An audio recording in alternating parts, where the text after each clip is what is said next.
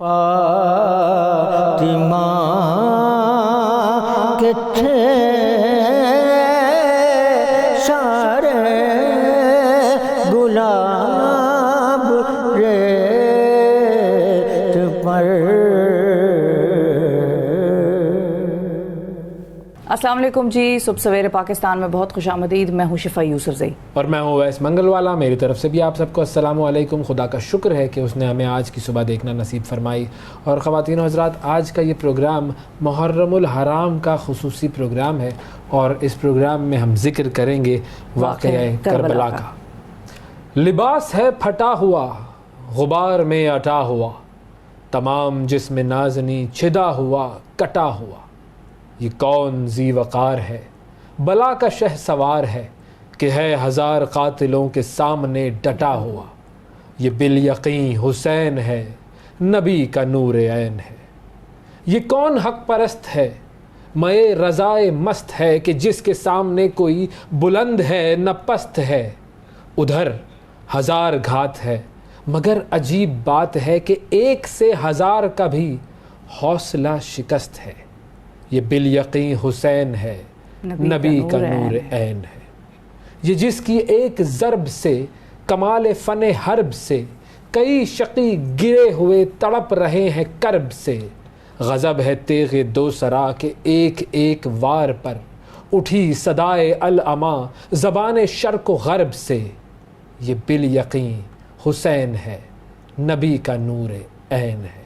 ابا بھی تار تار ہے تو جسم بھی فگار ہے، زمین بھی تپی ہوئی فلک بھی شعلہ بار ہے، مگر یہ مرد تیغ زن یہ صف شکن فلک فگن، کمال صبر و تندہی سے محو کارزار ہے۔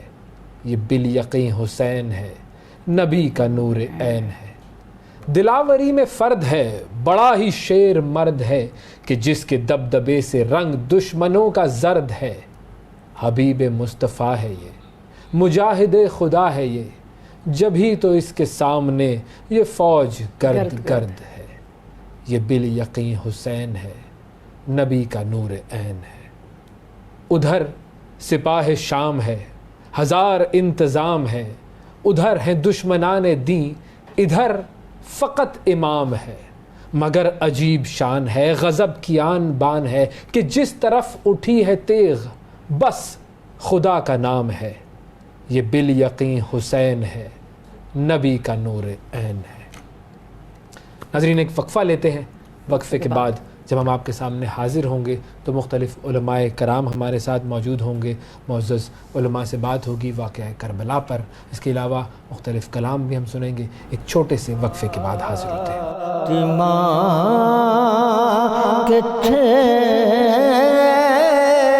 سارے گلاب ریت پر۔ پروگرام میں ایک مرتبہ پھر آپ کو خوش آمدید کہتے ہیں۔ محرم الحرام کے حوالے سے ہمارا یہ خصوصی پروگرام اس وقت ہمیں جوائن کیا ہے مفتی فاروق القادری صاحب نے۔ ان سے ہم محرم کے حوالے سے بات کرتے ہیں۔ السلام علیکم مفتی صاحب۔ وعلیکم السلام ورحمۃ اللہ۔ جناب بہت شکریہ پروگرام کے لیے، آپ نے وقت نکالا۔ سب سے پہلے اگر ہم آغاز گفتگو کا اس حوالے سے کریں کہ ایک تو یہ واقعہ کربلا جو کہ 10 محرم کو پیش آیا، اس واقعے سے پہلے بھی تاریخ کی اگر بات کی جائے، دنیا کی تاریخ کی، تو یہ جو محرم الحرام کے جو 10 دن ہیں ان کی حرمت کے بارے میں بہت ساری باتیں ہمارے سامنے آتی ہیں۔ میں چاہوں گا کہ اگر آپ وہ ہمارے ناظرین کے سامنے رکھیں۔ بسم اللہ الرحمن الرحیم۔ ایسا ہی ہے، 10 محرم الحرام جسے یوم عاشورہ کہتے ہیں، اس کی حرمت اور اس کا وقار اور اس کی تقریب تقریباً جب سے انسانیت وجود میں آئی ہر دور میں ہی قائم رہی، اور لوگ اس کی عزت کا خیال کرتے رہے۔ ایون کہ جب اسلام کا آفتاب رحمت عالم صلی اللہ علیہ وآلہ وسلم کی وجود ظاہر سے ظہور پذیر نہ ہوا، اس وقت بھی زمانہ جاہلیت میں لوگ حرمت والے مہینوں میں محرم کو شمار کرتے، اور اس ماہ میں لڑائی جھگڑے سے اعراض کرتے، اور اس ماہ کے اندر وہ ایسی غیر معمولی کوئی ایکٹیویٹیز نہیں کرتے تھے۔ اسی طرح بڑی بڑی جو کائنات کی اہم واقعات ہیں وہ بھی اس دن رونما ہوئے. مثلا حضرت آدم علیہ السلام کی ولادت جمعۃ المبارک کو ہوئی، وہ بھی 10 محرم تھا. وفات بھی آپ کی جمعۃ المبارک کو ہوئی، کہا جاتا ہے کہ وہ بھی 10 محرم کو تھا. اسی طرح حضرت نوح علیہ السلام کا جب آپ کا جہاز، آپ کی کشتی پار لگی، کنارے لگی اور آپ کے احباب محفوظ رہے طوفان نوح میں، وہ بھی 10 محرم تھا. حضرت یونس علیہ السلام جب کشتی کے پیٹ سے باہر تشریف لاتے ہیں تو کہا جاتا ہے کہ وہ دن بھی 10 محرم تھا. تو اسی طرح حضرت ابراہیم علیہ السلام جو نار نمرود سے باہر تشریف لائے، وہ بھی 10 محرم تھا. موسیٰ علیہ السلام کو جب فرعون کے نرغے سے آزادی ملی، وہ بھی 10 محرم تھا. اور اسی وجہ سے دین موسوی کے مطابق یہود 10 محرم کو روزہ رکھتے تھے اور آج تک رکھتے ہیں. جب آپ صلی اللہ علیہ وآلہ وسلم مدینہ طیبہ تشریف لائے تو آپ نے اہل مدینہ کے یہود کو دیکھا وہ روزہ رکھ رہے ہیں 10 محرم کو. پوچھا کیوں؟ عرض کی حضور اس دن حضرت موسیٰ علیہ السلام کو فرعون سے نجات ملی تھی، تو ہم اس شکرانے میں روزہ رکھتے ہیں اور وہ دن 10 محرم. آقا کریم علیہ السلام نے ارشاد فرمایا نحن احق بموسیٰ منکم، ہم تم سے زیادہ حضرت موسیٰ علیہ السلام کے حقدار ہیں. تم 10 محرم کا رکھتے ہو تو ہم بھی رکھیں گے. بلکہ آپ نے 9 محرم کا روزہ بھی ساتھ شامل فرمایا، جسے فقہا نے مستحب لکھا ہے. اس لیے بہتر یہ ہے کہ 9 یا 10 محرم دونوں دن کا روزہ رکھا جائے. تو دیکھیے ایک تاریخی تسلسل ہے 10 محرم کے حوالے سے. اور پھر یہ جو قیامت خیز واقعہ کربلا پیش آیا، یہ بھی 10 محرم کو تھا. تو اس دن کو بڑی غیر معمولی حیثیت حاصل ہے دین اسلام کے. بالکل صحیح. اچھا یہ بھی بتائیے قادری صاحب کہ بطور مسلمان ہمارا تو اسلامی مہینوں میں پہلا مہینہ ہے اور ہمارے نئے سال کا آغاز بھی محرم سے ہوتا ہے. بہت سارے لوگ ظاہر ہے وہ محرم کے آغاز میں شکرانے کے نفل ادا کرتے ہیں، اللہ تعالیٰ سے دعائیں ہوتی ہیں کہ آنے والا جو سال ہے وہ خیر و عافیت اپنے ساتھ لے کر آئے. اور پھر ہم یہ بھی دیکھتے ہیں کہ انہی 10 دنوں میں آغاز میں ہی جو یہ واقعہ ہوا اور لوگوں پر ایک قیامت صغریٰ گزری. تو محرم کو بطور مسلمان ہمیں کس طرح سے ویلکم کرنا چاہیے، یا کس طرح سے اس کی آمد پر ہمیں کون کون سے ایسے لوگ نیاز کرتے ہیں؟ بہت زیادہ لوگ خیرات صدقات کرتے ہیں. آپ نے روزوں کا ذکر کیا، روزے رکھتے ہیں لوگ ان 2 دنوں میں خاص طور پر. تو بطور مسلمان ہمیں یکم محرم سے لے کر کون سے ایسے جو اعمال ہیں جو کہ ہمیں کرنے چاہیے؟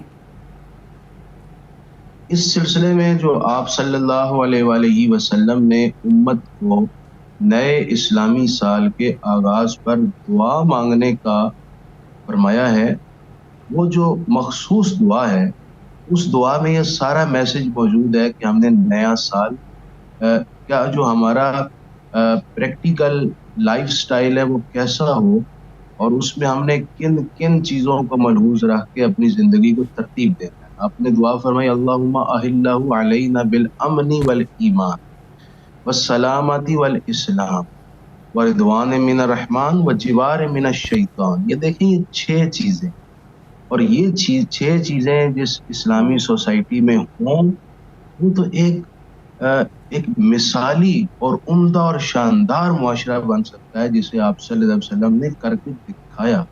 وہ دور پلٹ سکتا ہے. آپ نے جو فرمایا دیکھیں اس میں 6 چیزیں کہ یا اللہ یہ جو نیا سال ہم پر طلوع ہو رہا ہے اس کو امن کے ساتھ طلوع کرنا، یعنی ہمارا پہلا فرض بنتا ہے کہ ہم ہر حال میں امن کو قائم رکھیں اور کوئی ایسی حرکت نہ کریں جس سے معاشرے کے اندر بد امنی پھیلے. دوسرا فرمایا والے ایمان، کہ ہمارا ایمان بھی قائم رہے اس سال میں. تو ہمیں یہ بھی اسٹرگل کرنی ہے کہ ہماری کوئی ایسی انفرادی یا اجتماعی حرکت نہ ہو جس سے ہمارے ایمان کو زد پڑتی ہو یا ایمان میں ضعف طاری ہوتا ہو. تیسرا فرمایا والسلامتی والاسلام، سلامتی اور اسلام. یہ جو سلامتی ہے یہ سلامتی صحت کی بھی ہے، ہمارے کاروبار کی بھی ہے، ہمارے ملک کی بھی ہے، ہمارے شہر کی بھی ہے، ہمارے خاندان کی بھی ہے، ہمارے گھر کی بھی ہے.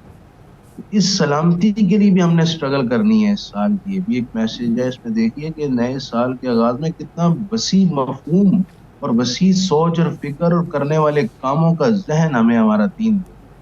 اور چوتھا فرمایا والاسلام، صرف انفرادی ہی آپ نے زندگی نہیں گزارنی بلکہ آپ نے دین اسلام کے لیے بھی جہاں کہیں آپ کی ضرورت پیش آتی ہے آپ نے اپنا حصہ ڈالنا، اسلام کے قیام میں، اسلام کے نظام کے قیام میں، اور اسلام کے احکام کے وسعت اور فروغ میں، اور اسلام کی طرف جو سازشیں آئے دن کی جاتی ہیں ان کے ڈیفینڈ میں.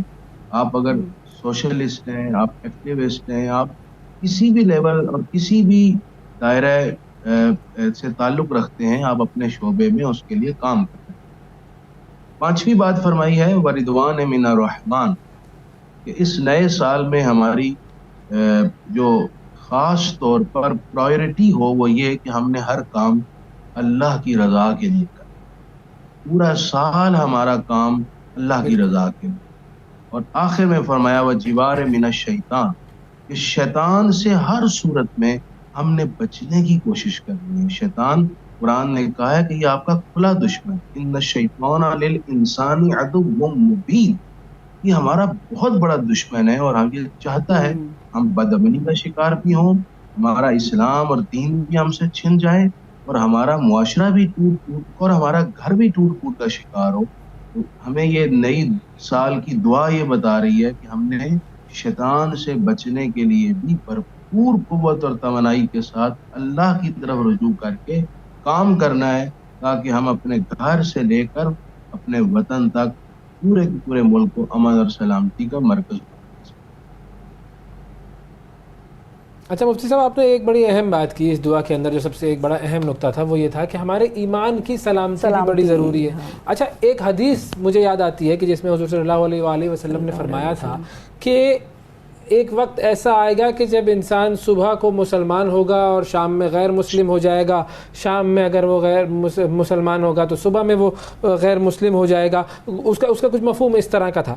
تو بہت سارے اس کا مطلب ہے ایسے اعمال ہوں گے جو کہ ہم جانتے بھی نہیں ہوں گے لیکن کرتے ہوں گے اور اس سے ہمارا ایمان ختم ہو جاتا ہے. اور یہ میرا خیال ہے غالباً حضرت علی کرم اللہ وجہ کی بھی ایک کال اسی قسم کا ہے کہ انہوں نے بھی یہ بات کی ہے کہ مفتی صاحب سے انسان صحیح اور غلط میں فیصلہ کرنے کی قوت شاید کھو دے گا. تو وہ کون سے ایسے اعمال ہیں کہ جس سے ہمیں پتہ بھی نہیں چلتا اور ہمارا ایمان ضائع ہو جاتا ہے؟ ویس بھائی، آپ نے بالکل بہت اہم نقطے کی طرف ہماری توجہ دلائی ہے سب ناظرین کی. اس کے ساتھ ایک اور حدیث بھی میں شامل کر لوں، پھر میں آپ کے اس جواب کی طرف آؤں. حضور علیہ السلام فرماتے ہیں یوشک الفتن کقطع اللیل المظلم، وقت ایسا آئے گا کہ جس طرح رات شام کے وقت آتی ہے اور پھر پھیلتی پھیلتی پھیلتی ہر طرف اندھیرا ہو جاتا ہے، اسی طرح فتنوں کا آغاز ہوگا اور ہر طرف فتنہ ہی فتنہ ہوگا. ایون کے پہاڑوں پر رہنے والے لوگ بھی اس فتنے سے محفوظ نہیں رہیں گے. آج وہی دور ہے. آپ کے ہاتھ میں موبائل ہے اور انٹرنیٹ چل رہا ہے. اس موبائل اور انٹرنیٹ کے ذریعے سے دنیا کے ہر فتنے کی پذیرائی اور اس کی پہنچ، چاہے دیہات ہے، پہاڑ ہیں، یا کوئی اب تو فضائی سفر میں جائیں تو وہاں بھی وائی فائی کی سہولت ہوتی ہے. ہر طرف فتنہ پنجے گاڑ. اب وہ کیسے فتنہ آ چکا ہے، آپ کے اس موبائل میں، آپ یوٹیوب میں ہی دیکھیں، آپ کو ہر طرح کے بیانات مل رہے ہیں اسلام کے خلاف بھی، آپ کی سوچوں کو ڈائیورٹ کرنے والے، آپ کے عقیدے کو کمزور کرنے والے تمام چیزیں ہیں. اور لوگ ایسے ایسے طریقے سے کام کر رہے ہیں. بلکہ اب تو افسوس کی بات یہ ہے کہ آپ مطلب اس میں دو طرح کے فتنے، عقیدے کے بھی اور عمل کے بھی. عملی فتنوں کا عالم یہ ہے کہ آپ سوشل میڈیا کھولتے ہیں، آپ کچھ دیکھنا چاہتے ہیں، آپ کے سامنے کچھ تصاویر آ رہے ہیں، آپ بچنا چاہیں بھی تو نہیں بچ پاتے.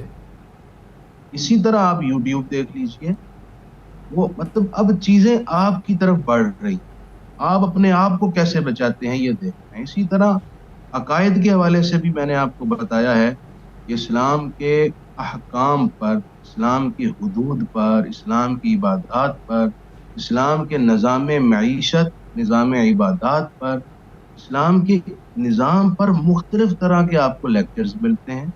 ایون کہ اب تو یہ عالم ہے کہ جو اسلام کا لبادہ اور لباس اوڑے ہوئے ہے وضاقتہ اور شکل و صورت کے اعتبار سے مسلمان لگتا ہے، وہ بھی گفتگو اسلام کے خلاف کر رہا ہوتا ہے۔ ایسی صورتحال میں سننے والا سمجھتا ہے بالکل کہ ایسا ہی ہے، یہ تو شخص ہمارا ہے اور یہ صحیح بات کر رہا ہوگا، تو آپ کہاں سے کہاں نکل جاتے ہیں۔ قرآن مجید کو اب آج کے دور میں اگرچہ نالج بہت آسان ہو گیا ہے، لیکن اس کے باوجود اس کو صحیح سمجھنے کے لیے آپ کے سامنے آپ درجنوں اور سینکڑوں قسم کے اسکالرز ہیں، ہر ایک کی مختلف بات ہے۔ یہ بھی ایک فتنہ ہی ہے نا کہ آپ سننے والا، مطلب ایک آپ یہ دیکھ لیجئے کہ رمضان شوز ہوتے ہیں اور ٹی ویز، بعض ٹی ویز والے سارے ایسے نہیں ہیں، وہ اپنے پروگرام کی فالوئنگ لینے کے لیے مختلف مسالے کے لوگ بٹھاتے ہیں اور ایک ہی مسئلے پر ان کا جھگڑا کرواتے ہیں۔ اب سننے والے نے اس سے حاصل کیا کرنا ہے؟ ان کا پروگرام بالکل سننے والا الجھ جائے گا کہ دین ہے کیا، وہ کون سا اسلام ہے ان چاروں میں سے میں عکس کر کے عمل کر سکوں۔ یہ بھی کیا ہے؟ فتنہ ہے۔ ایسی ہزاروں مثالیں۔ اب طلاق کے، اب گھروں میں دیکھیں طلاقیں ہو رہی، ڈائیورس دی جا رہی ہے، 3 ہو جاتی ہیں، لوگ کہتے ہیں 1 ہو گئی ہے، 3 نہیں ہوئی۔ اب وہ باقی ساری زندگی کیسے گزارے، کس شک میں، کس شبے میں گزارے، ان کی اولاد کا سٹیٹس کیا؟ درست۔ تو ہر طرف فتنہ ہے بھائی جان۔ ان فتنوں سے بچنے کے لیے ضروری ہے کہ ہم خود دین کو پڑھنا شروع کریں، دین کے قریب ہوں، قرآن کو اپنی زندگی میں لائیں۔ کتنے مہینے گزر جاتے ہیں ہم قرآن کھولتے بھی نہیں۔ ہم روز کی بنیاد پر قرآن کھولیں، اس کو سمجھنے کی کوشش کریں، جہاں کہیں سمجھ نہ آئے کسی سے رہنمائی بھی لیں، لیکن خود جب تک ہم نہیں سیکھنا چاہیں گے، ہمیں صرف ویڈیوز کچھ نہیں سکھائیں گے۔ ویڈیوز وہ سکھائیں گی جو ویڈیو والے کا ذہن ہے اور جس ایجنڈے پر وہ چل رہا ہے۔ ہمیں خود کوشش کرنی پڑے گی، تب ہمارا ایمان بھی محفوظ رہے گا۔ اسی لیے قرآن مجید نے خاص طور پر کہا یا ایھا الذین آمنوا اتقوا اللہ ولا تموتن الا وانتم مسلمون۔ لوگوں، تم نے ہر سر توڑ کوشش کرنی ہے کہ جب تم اس دنیا سے جانے لگو تو تم ایمان اور اسلام کی حالت میں جاؤ۔ یہ اتنی ہی آسان بات ہوتی تو قرآن خاص طور پر آیت نازل کر کے یہ حکم نہ دیتا۔ یہ بڑا اہم معاملہ ہے اور سینسیٹیو معاملہ ہے، اس پر ہمیں کوشش کرنی ہے۔ دیکھیے فارمولا بالکل آپ نے صحیح بتایا نا کہ جڑنا ہے ہمیں قرآن کریم سے، جڑنا ہے ہمیں سنت رسول صلی اللہ علیہ وآلہ وسلم۔ یہی دو جو چیزیں ہیں ان کو پکڑ کر چلنا ہے، باقی سب کو چھوڑ دیں، ان 2 چیزوں پر توجہ دیں، ان کو پڑھیں، ان کو سمجھیں، سیرت رسول صلی اللہ علیہ وآلہ وسلم کو پڑھیں اور سمجھیں، تبھی ہمارا ایمان سلامت رہ سکتا ہے۔ بہت شکریہ ادا کریں گے مفتی صاحب، آپ کا وقت دیا آپ نے۔ ناظرین وقفہ لیتے ہیں، وقفے کے بعد دوبارہ حاضر ہوں گے، ہمارے ساتھ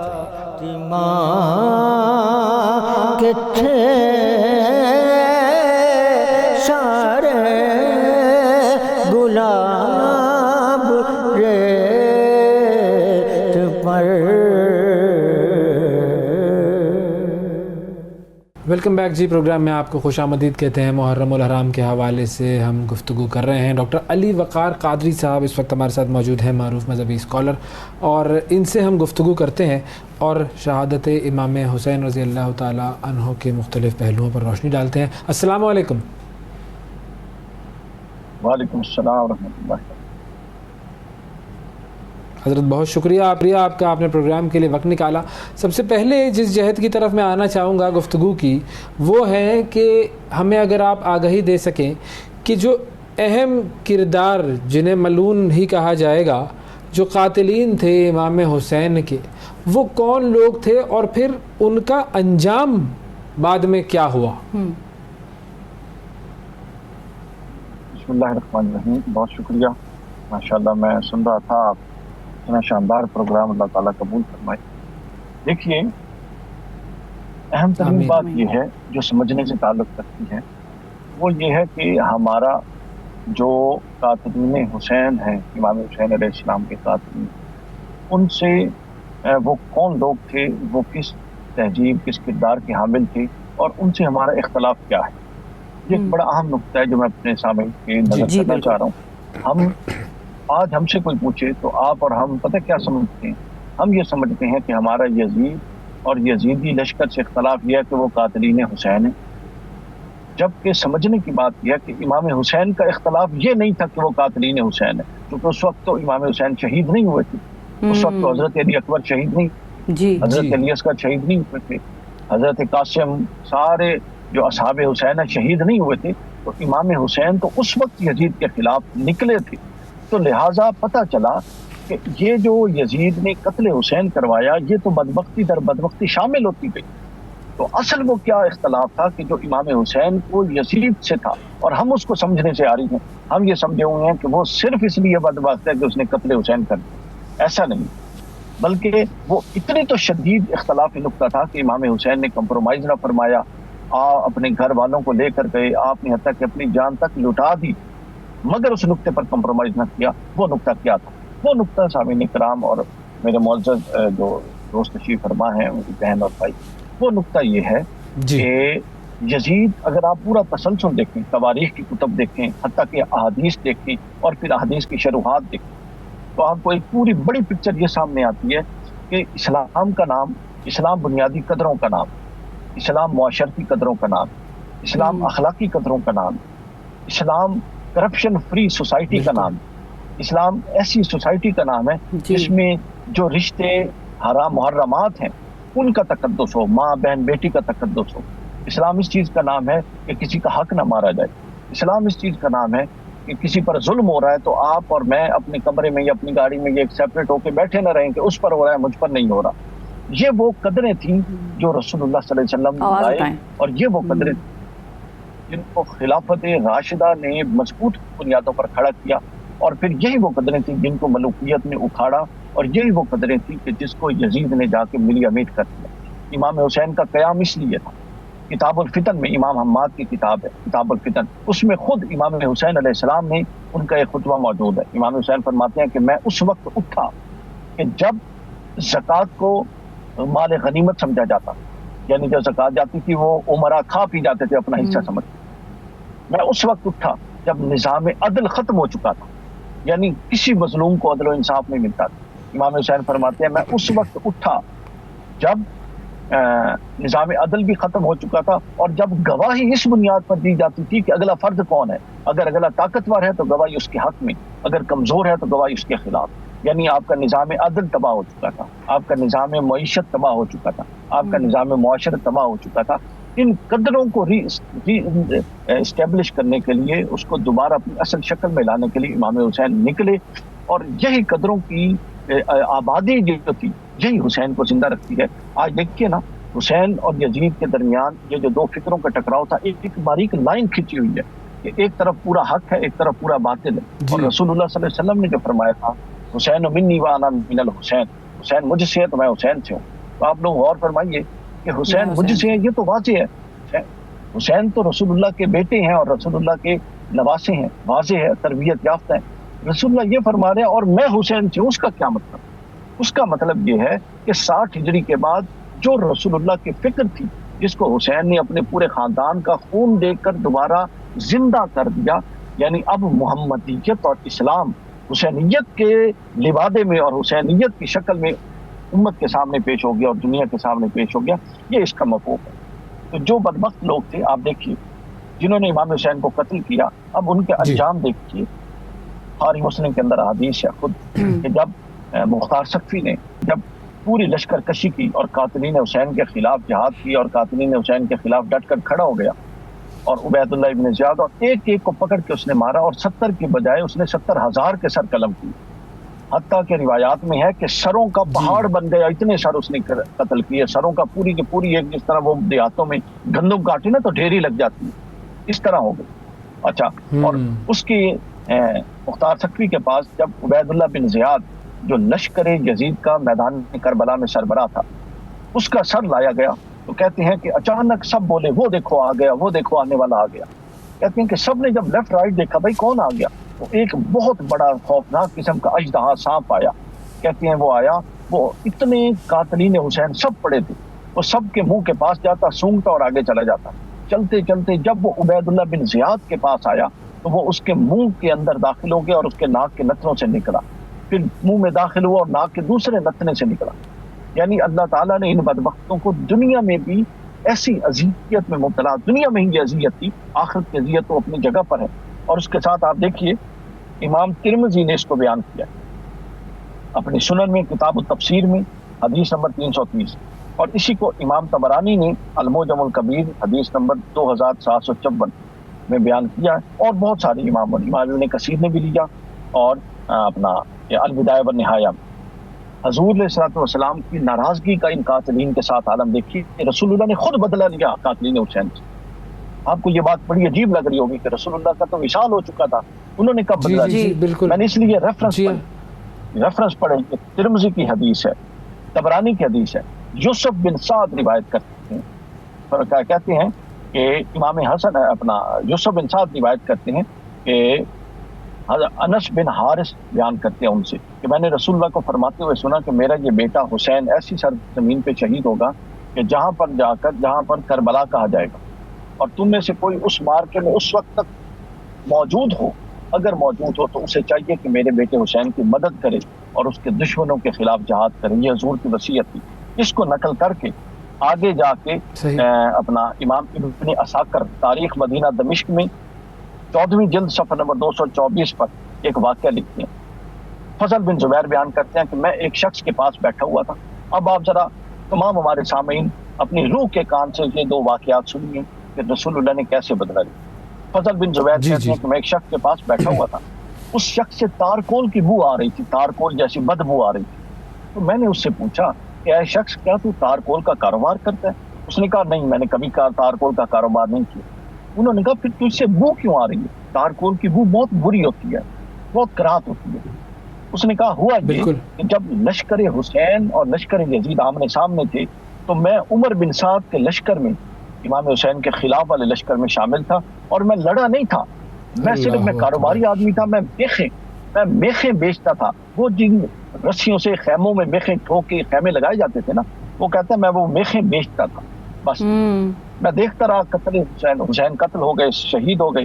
رات چھا گئی تو میں اپنے خواب میں لیٹا تو میں نے خواب میں رسول اللہ کو دیکھا صلی اللہ علیہ وسلم، اور رسول اللہ کے ساتھ حضرت علی بیٹھے تھے، اور حضرت علی امام حسین کے ساتھیوں میں سے شہید ہونے والوں کو جو میدان کربلا میں شہید ہو گئے تھے۔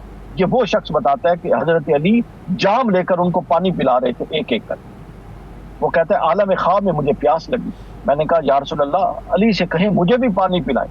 حضور نے فرمایا کہ کیا تم اس میں نہیں ہو کہ جنہوں نے ہمارے خلاف جنگ کی؟ رسول اللہ نے حسین کے خلاف جنگ کو کہا میرے خلاف جنگ کی، کیا تو اس میں نہیں ہے؟ وہ کہتا ہے میں نے قسم اٹھائی کہ یا رسول اللہ، نہ میں نے نیزہ چلایا، نہ میں نے تلوار چلائی، نہ میں نے تیر پھینکا۔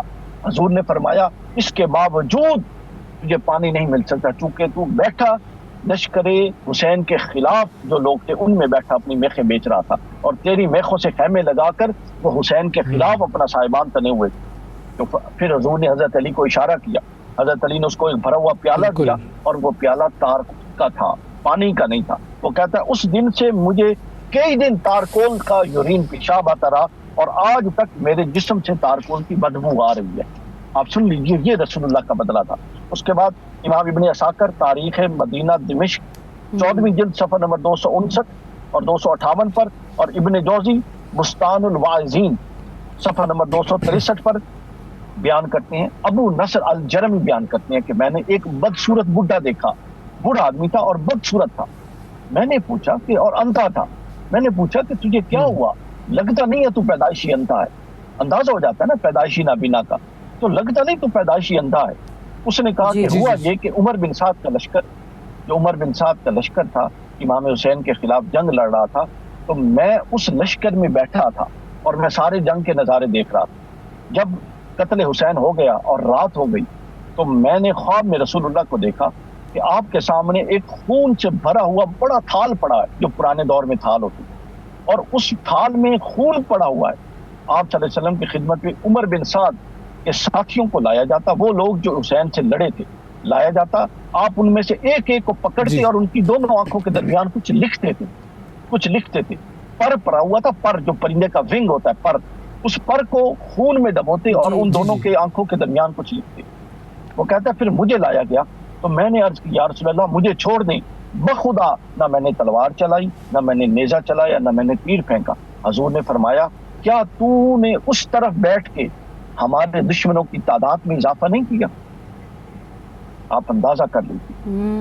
فرمایا کہ کیا تو نے اس طرف بیٹھ کے گنتی میں ایک نمبر تیری وجہ سے بڑھ گیا، گنتی میں ایک نمبر. آپ نے فرمایا پھر آپ نے اپنی شہادت والی انگلی لی اور اس شخص کی دونوں انگشت کے درمیان کچھ لکھا. وہ کہتا ہے جیسے میں اٹھا تو میری بینائی زائل ہو چکی. حضرت حسین علیہ السلام کو لڑنا حضرت اب یہ حسین علیہ السلام کو صرف چھوڑ دینا ہی بدبختی نظریے کی طرف ہونا. جی چھوڑ دینا بالکل. اچھا اب یہ معاملہ آج بھی ہے، معاملہ حق و باطل کا مارکا ہمیشہ چلتا رہے گا. تو اب ہمارے لیے تو بات یہ ہے نا کہ ہم اس وقت تو موجود نہیں تھے، آج موجود ہیں. تو آج ہم یزیدی لشکر کے ساتھ نہ ہو، یزیدی نظریے کے ساتھ نہ ہو، آج ہم حسینی نظریے کے ساتھ ہو جائیں. تو وہ جو آخر میں آپ سے پوچھنا چاہوں گا کہ وہ جو ہماری ذمہ داری ہے، کیونکہ ہمیں یہ بھی معلوم ہے کہ حضور اکرم صلی اللہ علیہ وآلہ وسلم نے فرمایا تھا کہ ایک وقت آئے گا کہ جب مسلمان سمندر کے جھاگ کی طرح ہوں گے. ان کی حیثیت، ان کی تعداد تو بہت ہوگی. مجھے لگتا ہے شاید ہم اسی دور میں جی رہے ہیں کہ جب ہماری تعداد بہت زیادہ ہے لیکن ہماری حیثیت کچھ بھی نہیں ہے. تو ایسے وقت میں حق کے ساتھ کھڑا ہونا یہ اور مشکل کام ہے. تو اب ایسے وقت میں ہماری ذمہ داری کیا ہے، یہ مختصراً بیان فرما دیجیے. جی بالکل، آپ نے بالکل درست فرمایا. ہم اسی دور میں جس کی طرف آپ اشارہ فرما رہے ہیں. دیکھیے امام حسین علیہ السلام کے مزار کے اوپر، گنبد کے اوپر جو سرخ پرچم ہے، اس کی ایک خاص حکمت ہے. یہ امام حسین کی وصیت کے مطابق عرب میں جب جنگیں ہوا کرتی تھی تو درمیان میں کچھ حرام مہینے آ جاتے، جس طرح محرم ہے، ذیقعد ہے، رجب ہے. حرام مہینوں میں عرب لوگ جنگ نہیں کرتے، اور جنگ جب رک جاتی تھی تو جو جنگ کا قبیلے کا سربراہ ہوتا تھا اس کے خیمے پر سرخ پرچم لٹکا دیتے تھے. اور یہ سرخ پرچم اس بات کی دلیل ہوتی تھی گزرنے والوں کے لیے کہ ان کے درمیان جنگ ختم نہیں ہوئی بلکہ حرام مہینے آ گئے ہیں جس کی وجہ سے جنگ رک گئی. امام حسین نے اپنے گنبد پر سرخ پرچم لگوا کر یہ بتایا کہ یزیدیت اور حسینیت کی جنگ ختم نہیں ہوئی، یہ ہمیشہ رہے گی. لیکن یہ کچھ وقت کے لیے رک گئی ہے، درمیان میں کچھ حرام سال آ گئے.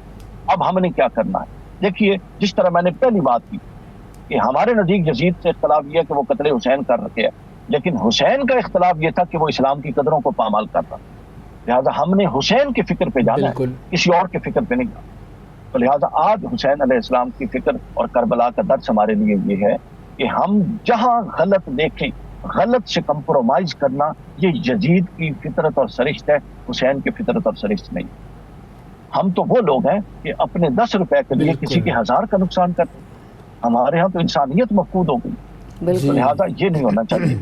حسینیت کا تقاضا یہ ہے کہ سب سے پہلے آپ اخلاقی قدروں کا احیاء کریں، اور اخلاقی قدروں کا آغاز ہم میں سے ہر بندہ چاہتا ہے کہ دوسرا نیک ہو جائے. میں اس لیے بتاتا ہوں، میں چاہتا ہوں کہ دوسرے سارے نیک ہو جائیں.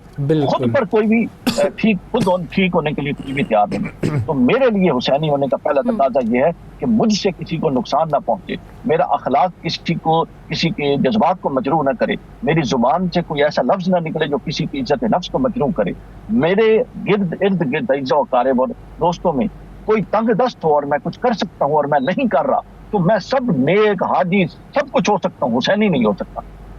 میں کہیں ظلم دیکھوں اور اس ظلم کے خلاف میرے پاس اگر فیس بک ہے، میرے پاس اگر چینل ہے، میرے پاس پلیٹ فارم ہے، میرے پاس پلیٹ فارم نہیں ہے، میں بیٹھ کے سڑک کے کھڑے ہو کر اگر بات کر سکتا ہوں تو میں نے کرنی ہے اور کہنا ہے کہ یہ ظلم ہوا ہے. اگر میں نہیں کرتا تو میں سب کچھ ہو سکتا ہوں، داڑھی رکھ کے امامہ پہن کے، میں حسینی نہیں ہو سکتا.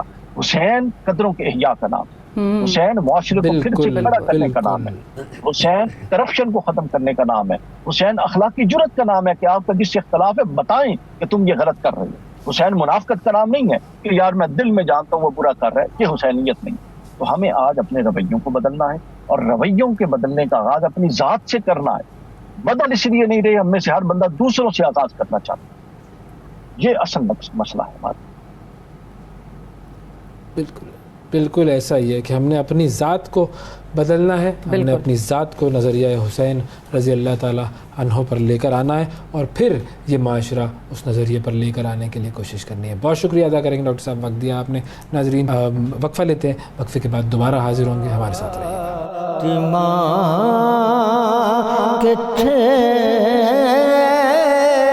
سارے گلاب پر ایک مرتبہ پھر پروگرام میں آپ کو خوش آمدید کہتے ہیں۔ محرم الحرام کے حوالے سے ہمارا آج کا یہ خصوصی پروگرام ہے، اور اب پروگرام میں شامل کرتے ہیں کلام کو، اور ہمارے ساتھ موجود ہیں جناب اختر قریشی صاحب، ان سے بات کرتے ہیں۔ السلام علیکم اختر قریشی صاحب۔ جی وعلیکم السلام ورحمۃ اللہ وبرکاتہ۔ جی بہت شکریہ قریشی صاحب، آپ نے وقت نکالا پروگرام کے لیے۔ کون سا کلام سنائیں گے؟ جی میں ادیب رائے پوری کا کلام سناؤں گا، منقبت۔ جی جی جی آغاز کیجیے۔ آیا نہ ہوگا اس طرح حسن و شباب ریت پر گلشن فاطمہ کے تھے سارے گلاب ریت پر گلشن فاطمہ کے تھے سارے گلاب ریت پر جانے بطول کے سوا کوئی نہیں کھلا سکا، کوئی نہیں کھلا سکا، قطرۂ آب کے بغیر اتنے گلاب ریت پر آیا نہ ہوگا اس طرح حسن و شباب ریت پر جتنے سوال عشق نے آل رسول سے کیے، جتنے سوال عشق نے آل رسول سے کیے، آل رسول سے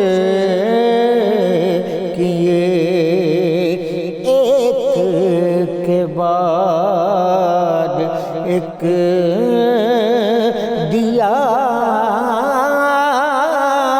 سب کا جواب ریت پر، ایک کے بعد ایک دیا سب کا جواب ریت پر آیا نہ ہوگا اس طرح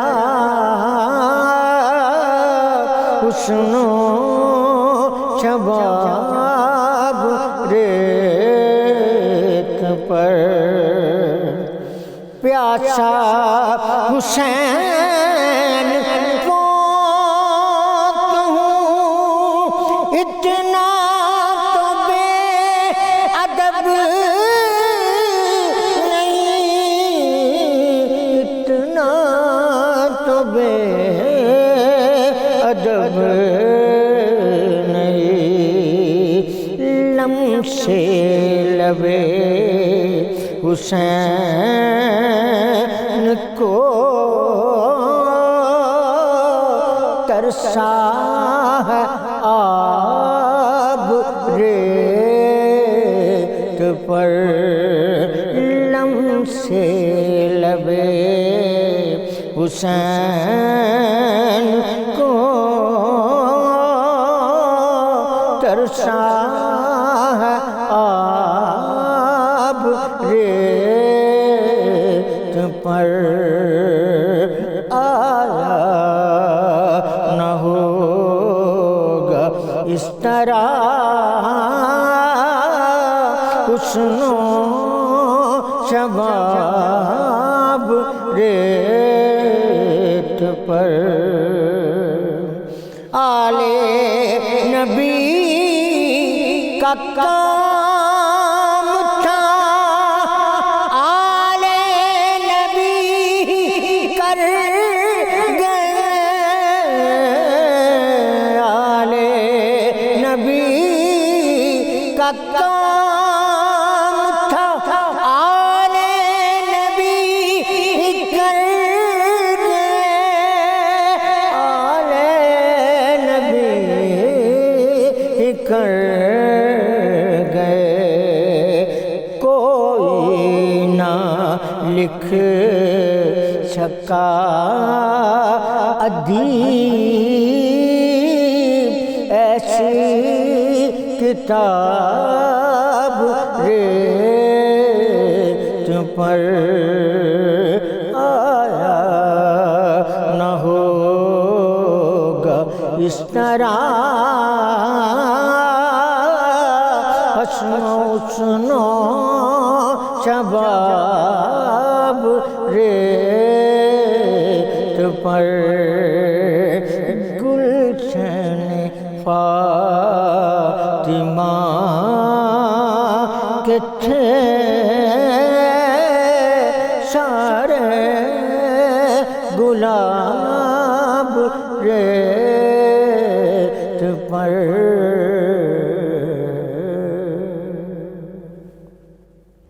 سبحان اللہ سبحان اللہ۔ اختر قریشی صاحب بہت شکریہ آپ کا، واقعی بڑا خوبصورت کلام آپ نے پیش کیا۔ ایک وقفہ لیتے ہیں ناظرین، وقفے کے بعد حاضر ہوتے ہیں۔ کے تھے سارے گلاب ریت پر۔ ویلکم بیک جی۔ 9 محرم الحرام اور 10 محرم الحرام کی اہمیت اور فضیلت کے حوالے سے بات ہو رہی ہے، واقعہ کربلا کے حوالے سے بات ہو رہی ہے۔ ہمارے ساتھ موجود ہیں ساجد محمود الازہری صاحب، جن سے کہ ہم نے ذکر کرنا ہے 9 محرم اور 10 محرم کے واقعات کے حوالے سے۔ السلام علیکم سر۔ وعلیکم السلام ورحمۃ اللہ۔ بہت شکریہ سر، آپ نے وقت نکالا۔ سب سے پہلے ہم چاہیں گے کہ ان دونوں تاریخوں کے جو اہم ترین واقعات ہیں جو آپ کی نظر میں، ان پہ آپ روشنی ڈالیں، لیکن آغاز ہم چاہیں گے کہ 9 محرم سے کریں۔ بالکل، بسم اللہ الرحمن الرحیم۔ پہلی بات تو یہ ہے کہ جو واقعہ کربلا ہے یہ انسانی تاریخ میں محض ایک واقعہ نہیں ہے، بلکہ یہ راست گوئی، صبر و استقامت اور حریت فکر کا ایک استعارہ ہے۔ اور کہتے ہیں کہ وقت کے ساتھ ساتھ یادوں کے نقوش دھندلے پڑ جاتے ہیں، لیکن یہ کیسی یاد ہے کہ کئی 100 سال گزرنے کے بعد بھی آج بھی یہ تازہ ہے، اور یہ کیسا غم ہے کہ جس کی آنچ ماہوں سال گزرنے کے ساتھ ساتھ کم نہیں ہوئی بلکہ یہ تیز تر ہوئی ہے۔ اور یہ کیسا لمحہ افتخار ہے کہ جو جس کی روح سے اور جس کی روشنی سے اسلام کی ایک نئی صبح طلوع ہوتی ہے، اور جس کی روشنی آج بھی حق و باطل اور مزاحمت و مصلحت، ملوکیت اور حریت فکر کے راستوں کا فرق سمجھا رہی ہے۔